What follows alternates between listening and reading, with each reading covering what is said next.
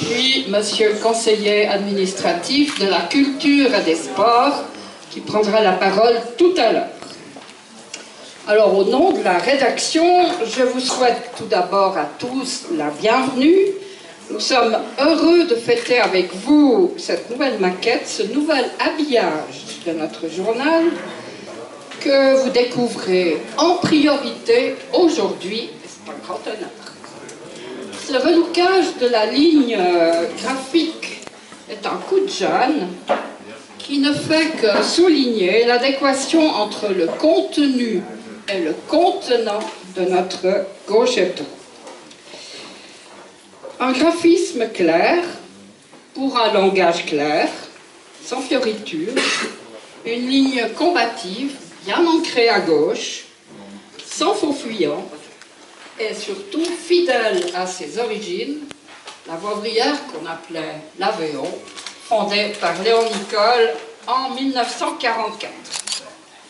Gauche Hebdo, c'est le porte-voix des forces des progrès, le porte-voix de ceux qui se battent pour les avancées sociales et qui luttent contre le sectarisme, l'intolérance, le racisme, le communautarisme. Le graphiste Éric Grobet a su à merveille utiliser son talent pour conjuguer le fond et la forme.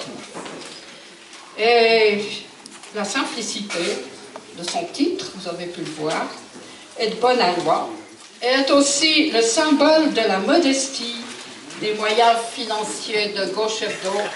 Et là, je ne vous apprends rien.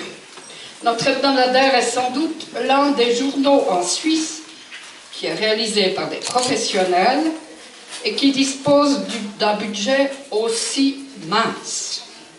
C'est grâce aux innombrables collaborations bénévoles intercantonales qui s'accordent avec l'équipe de professionnels, sont des polyvalents efficaces, vous les connaissez, Joël de Pommier et Jérôme Béguin, ainsi que quelques stagiaires de la rédaction qui les épaulent, et avec un dessinateur de talent, Stéphane Montavon, dit Monty, qui se trouve ici, dont vous voyez les dessins.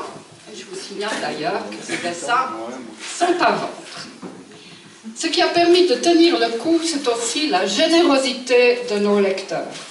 Ils savent en effet que la liberté de la presse est entière si l'on a l'argent nécessaire. Les lecteurs de Gauche Hebdo ont toujours répondu présent lors des secousses financières, hélas nombreuses.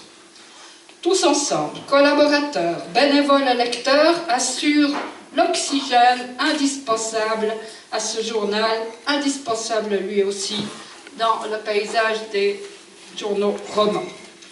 Gauche Hebdo peut aussi continuer à allier information, combat politique et culture. Monsieur le conseiller administratif, y a-t-il vraiment beaucoup de journaux hebdomadaires qui consacrent sans faute au moins une page par semaine à la culture?